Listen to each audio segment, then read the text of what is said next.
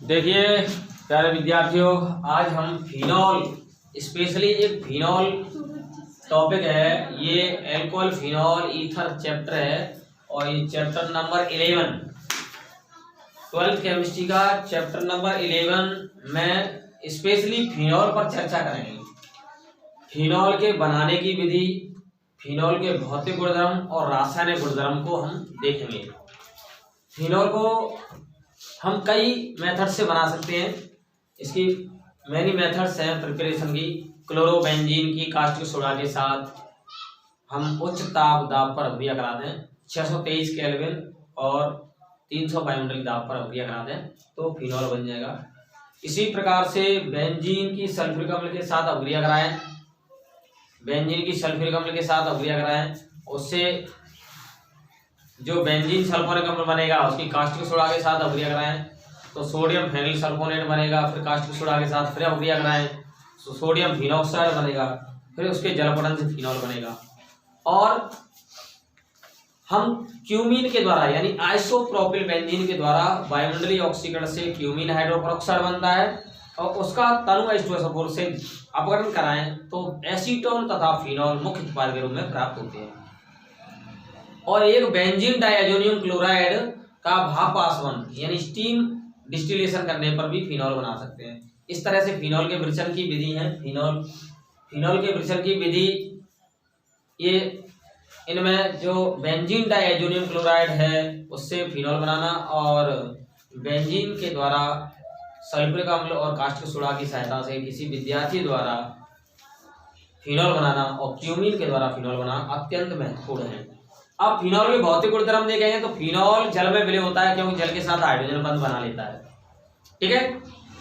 अब फिनॉल की हम अम्लीयता देखेंगे तो एल्कोहल की तुलना में फिनॉल दुर्बल अम्लीय है, एल्कोहल उदासीन है।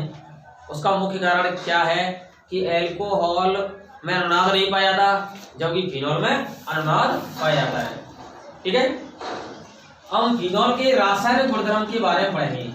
इसके बारे में फिनॉल के रासायनिक गुणधर्म, chemical properties of phenol. Phenol के रासायनिक गुणधर्म, chemical properties of phenol, chemical properties of phenol. Phenol के जो रासायनिक गुणधर्म है तभी आपको समझ में आएंगे जब आप फिनॉल की अनुनादी संरचना को पढ़ लेंगे। फिनॉल की अनुनादी संरचनाओं से स्पष्ट है कि फिनॉल की ऑर्थो एवं पैरा स्थिति पर इलेक्ट्रॉन घनत्व बढ़ जाता है। कौन सी स्थिति पर? ऑर्थो एवं पैरा स्थिति पर इलेक्ट्रॉन घनत्व बढ़ जाता है। इससे क्या होता है कि इलेक्ट्रॉन स्नेही प्रतिस्थापन अभिक्रिया ऑर्थो एवं पैरा स्थिति पर ही संपन्न होती है। तो सबसे पहले इसमें ये इलेक्ट्रॉन स्नेही प्रतिस्थापन अभिक्रिया पढ़ेंगे। कौन सी अभिक्रिया? इलेक्ट्रॉन स्नेही प्रतिस्थापन अभिक्रिया। लिखते जाओ, इलेक्ट्रॉन स्नेही प्रतिस्थापन अभिक्रिया। आज हम फिनॉल को पूरा टॉपिक को कंप्लीट करेंगे। इलेक्ट्रॉन स्नेही प्रतिस्थापन अभिक्रिया, इसको इंग्लिश में बोलते हैं इलेक्ट्रोफिलिक सब्स्टिट्यूशन रिएक्शन। इलेक्ट्रॉन स्नेही प्रतिस्थापन अभिक्रिया, इलेक्ट्रोफिलिक सब्स्टिट्यूशन रिएक्शन। इलेक्ट्रॉन स्नेही प्रतिस्थापन अभिक्रिया होती क्या है? फिनॉल के ऑर्थो एवं पैरा स्थिति पर इलेक्ट्रॉन स्नेही आक्रमण करेगा, वहां से हाइड्रोजन को हटाएगा और इस तरह से हाइड्रोजन को उठाने के पश्चात वहां इलेक्ट्रॉन स्नेही जुड़ जाएगा और उससे निश्चित उत्पाद बनेंगे। ठीक है। ऑर्थो पैरा स्थिति पर फिनॉल की पे क्यों रिएक्शन होती है? फिनॉल की अनुनादी संरचनाओं में ऑर्थो एवं पैरा स्थिति पर इलेक्ट्रॉन घनत्व बढ़ता है तो आक्रमण करने वाला इलेक्ट्रॉन स्नेही जो अटैकिंग इलेक्ट्रोफाइल है वो फिनॉल के ऑर्थो एंड पैरा पोजीशन पर ही अटैक करेगा। ठीक है। तो इसकी अनुनादी संरचनाओं से आधार पर इसकी जो पहली रिएक्शन है वो पहली होगी नाइट्रीकरण अभिक्रिया। नाइट्रीकरण अभिक्रिया को हम नाइट्रोकरण अभिक्रिया भी कहते हैं, नाइट्रोकरण अभिक्रिया। और इसको इंग्लिश में बोलते हैं नाइट्रेशन रिएक्शन। क्या बोलते हैं? Nitration reaction. इसमें नाइट्रीकरण अभिक्रिया दो टाइप से कराएंगे। एक तो तनु H1O3 के द्वारा तनु HNO3, HNO3 का नाम है नाइट्रिक अम्ल। तनु HNO3 के साथ 25 डिग्री सेंटीग्रेड, 25 डिग्री सेंटीग्रेड का मतलब 298 केल्विन ताप पर फिनॉल की अभिक्रिया, फिनॉल की अभिक्रिया, फिनॉल की अभिक्रिया हम कितने ताप पर करें? 298 केल्विन ताप पर तनु नाइट्रिक अम्ल के साथ करें तो उससे हमें क्या बनेगा? देखिए, तो इसकी अभिक्रिया से ऑर्थोनाइट्रोफिनॉल और पैरानाइट्रोफिनॉल बनेगा। या ऑर्थोनाइट्रोफिनॉल इसमें अल्प मात्रा में बनेगा और पैरानाइट्रोफिनॉल ज्यादा मात्रा में बनेगा। तो देखो कैसे रिएक्शन कराते हैं हम। यहाँ पर ये फिनॉल है, बेंजीन के ऊपर OH, ये फिनॉल हो गया, बेंजीन के ऊपर OH फिनॉल हो गया। इसमें ऑर्थो स्थिति और पैरा स्थिति, यानी फिनॉल के इसमें दो अणु ले लेते हैं हम। एक तो ऑर्थो स्थिति से रिएक्शन करेगा और एक पैरा स्थिति से रिएक्शन करेगा। नाइट्रिक अम्ल के इसमें दो अणु ले लेंगे, HNO3 को हम OHNO2 लिख लेंगे, ठीक है।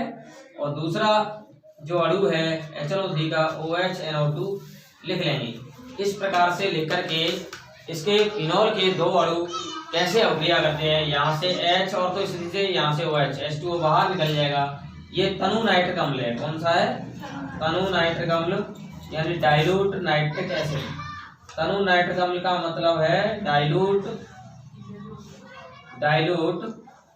Nitric acid, dilute nitric acid है। और ये 25 डिग्री सेंटीग्रेड ताप पर रिएक्शन होगी और इससे क्या बनेगा? इस तरह से ऑर्थोनाइट्रोफिनॉल और पैरानाइट्रोफिनॉल का निर्माण होगा। ऑर्थोनाइट्रोफिनॉल और पैरानाइट्रोफिनॉल का निर्माण होगा और जल के दो अणु बाहर हो जाएंगे, ठीक है। देखो, एक पैरा स्थिति से यहाँ से नाइट्रिक अम्ल का OH और H2O बाहर निकल जाएगा, NO2 यहाँ पैरा स्थिति से जुड़ जाएगा। ऐसे नाइट्रिक अम्ल में HNO3 में OHNO2, OH इसका यहाँ से H2O बाहर निकल जाएगा, ऑर्थोनाइट्रोफिनॉल, और दूसरा बन जाएगा पैरानाइट्रोफिनॉल। यहाँ ये ऑर्थोनाइट्रोफिनॉल है, ऑर्थोनाइट्रोफिनॉल, ठीक है। और दूसरा है पैरानाइट्रोफिनॉल, पैरानाइट्रोफिनॉल, ऑर्थोनाइट्रोफिनॉल और दूसरा पैरानाइट्रोफिनॉल। यहाँ ये अल्प मात्रा में होगा, अल्प, और दूसरा होगा ज्यादा मात्रा में, यानी मुख्य उत्पाद के रूप में होगा। ये ज्यादा मात्रा में बनेगा, ठीक है। अल्प मात्रा में बनेगा वो क्या होगा? माइनर प्रोडक्ट होगा, यानी निम्न उत्पाद, माइनर प्रोडक्ट। और ज्यादा मात्रा में होगा वो मेजर प्रोडक्ट होगा, यानी मुख्य उत्पाद। आई बात समझ में? ये निम्न उत्पाद होगा, निम्न उत्पाद, और वह मुख्य उत्पाद होगा। अब ऐसा क्यों? ये निम्न उत्पाद क्यों होता है, वो मुख्य उत्पाद क्यों होता है? देखिए, निम्न उत्पाद इसलिए होता है, देखो ये अच्छी तरह से दिख जाएगा, मैं थोड़ा सा नीचे कर लेता हूँ, ऐसे, इस तरह से। देखिए, यहाँ ये निम्न उत्पाद जो ऑर्थोनाइट्रोफिनॉल है, ये निम्न उत्पाद के रूप में क्यों बनता है और पैरानाइट्रोफिनॉल मुख्य उत्पाद के रूप में क्यों बनता है? ये तो आपको समझ में आ गया कि तनु नाइट्रिक अम्ल के साथ फिनॉल की अभिक्रिया से ऑर्थोनाइट्रोफिनॉल बना निम्न उत्पाद और पैरानाइट्रोफिनॉल मुख्य उत्पाद। भाई, इसमें पास पास ऑर्थो स्थिति पर ये दोनों समूह होते हैं, ये एक दूसरे को क्या करते हैं? प्रतिकर्षण करते हैं। क्या करते हैं? और प्रतिकर्षण करने से क्या है? इसकी मात्रा कम बनती है और ये एक दूसरे पैरा स्थिति में, पैरानाइट्रोफिनॉल में एक दूसरे की विपरीत स्थिति में होते हैं, तो ये संतुलित हो जाते हैं। क्या हो जाते हैं? और संतुलित होने से ज्यादा मात्रा में बनते हैं, ठीक है। तो इस प्रकार से ऑर्थोनाइट्रोफिनॉल और पैरानाइट्रोफिनॉल ये जो बने तनु नाइट्रिक अम्ल के द्वारा बने, ठीक है। इस सभी ने लिख लिया। तो ध्यान करें, अगर फिनॉल की अभिक्रिया तनु नाइट्रिक अम्ल के साथ कराएंगे तो ऑर्थोनाइट्रोफिनॉल और पैरानाइट्रोफिनॉल का निर्माण होगा। इसमें से ध्यान रखें कि ऑर्थोनाइट्रोफिनॉल है ये अधिक वाष्पशील होता है क्या होता है? अधिक वाष्पशील। अधिक वाष्पशील होता है। अधिक वाष्पशील क्यों होता है? क्योंकि इसमें आंतर आणविक हाइड्रोजन बंध होता है। क्या होता है? आंतर आणविक हाइड्रोजन बंध, यानी ये मोर वोलेटाइल होता है। क्या होता है? मोर वोलेटाइल। क्या होता है? मोर वोलेटाइल होता है। मोर वोलेटाइल क्योंकि इसमें क्या होता है? इंट्रामोलिकुलर हाइड्रोजन बॉन्ड होता है। इंट्रामोलिकुलर हाइड्रोजन बॉन्ड, यानी एक ही अणु के अंदर में हाइड्रोजन बॉन्ड पाया जाता है। इंट्रामोलिकुलर हाइड्रोजन बॉन्ड पाया जाता है। क्या पाया जाता है? इंट्रामोलिकुलर हाइड्रोजन बॉन्ड पाया जाता है। इसमें कौन सा बॉन्ड पाया जाता है? जो ऑर्थोनाइट्रोफिनॉल है, जिसका आईपीसी नाम 2-नाइट्रोफिनॉल। ऑर्थोनाइट्रोफिनॉल का आईपीसी नाम क्या होगा? 2-नाइट्रोफिनॉल 1 और 2। 2-नाइट्रोफिनॉल जो बना, ये मोर वोलेटाइल होता है, अधिक वाष्पशील होता है। क्यों होता है? क्योंकि इसमें आंतर आणविक हाइड्रोजन बंध पाया जाता है। किसके कारण ये अधिक वाष्पशील होता है? आंतर आणविक हाइड्रोजन बंध। इंट्रामोलिकुलर हाइड्रोजन बॉन्ड क्या होता है? एक ही अणु के अंदर में जो हाइड्रोजन बंध पाया जाता है उसको कहते हैं आंतर आणविक हाइड्रोजन बंध। जबकि पैरानाइट्रोफिनॉल है, ये कम वाष्पशील होता है। कम वाष्पशील क्यों होता है? कम वाष्पशील यानी लेस वोलेटाइल या लो वोलेटाइल होता है। कम वाष्पशील होने का मुख्य कारण ये है कि इसमें अंतरा आणविक हाइड्रोजन बंध पाया जाता है। अंतरा आणविक हाइड्रोजन बंध पाए जाने से इसमें आणविक संगुणन हो जाता है, और आणविक संगुणन होने से इसकी ठोस संरचना बन जाती है। कैसी? ठोस। इसलिए इसमें से कम वाष्प बनती है। क्या बनती है? जो पैरानाइट्रोफिनॉल है, अर्थात 4-नाइट्रोफिनॉल है, ये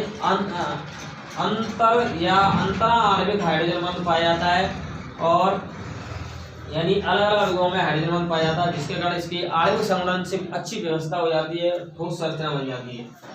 ये है रीजन। तो इसमें क्वेश्चन कैसे बनता है ये भी मैं बता देता हूँ।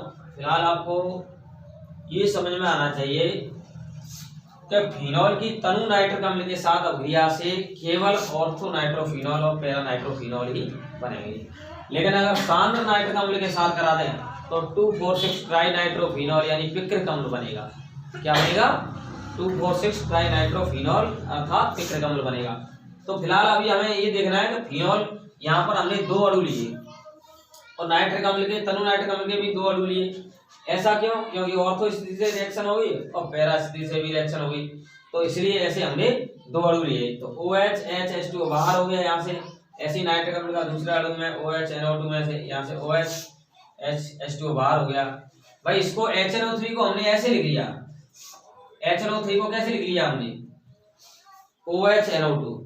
ऐसी दूसरा HNO3 है, उस HNO3 को भी हमने कैसे लिख लिया? OH NO2। तो OH यहाँ से H2O बाहर हो गया, NO2 यहाँ पैरा स्थिति से जुड़ जाएगा, और इसमें ऑर्थो स्थिति से जुड़ेगा तो यहाँ से HNO3 को OH NO2 लिखा, तो यहाँ से OH, यहाँ से H2O बाहर हो जाएगा, NO2 यहाँ जुड़ जाएगा ऑर्थो स्थिति।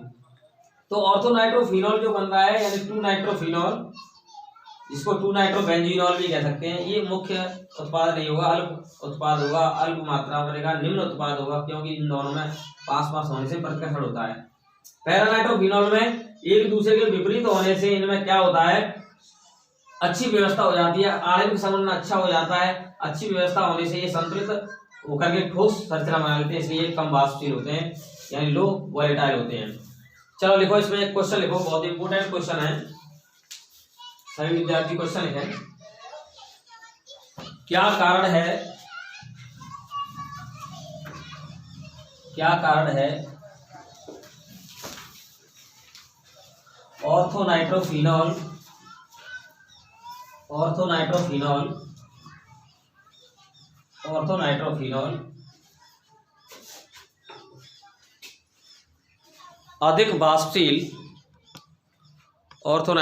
अधिक वाष्पशील,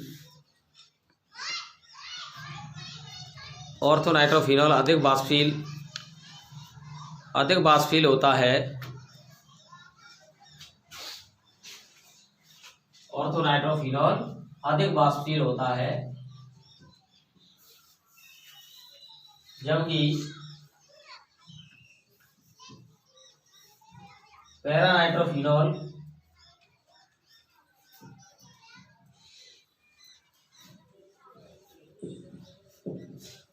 पैरानाइट्रोफिनॉल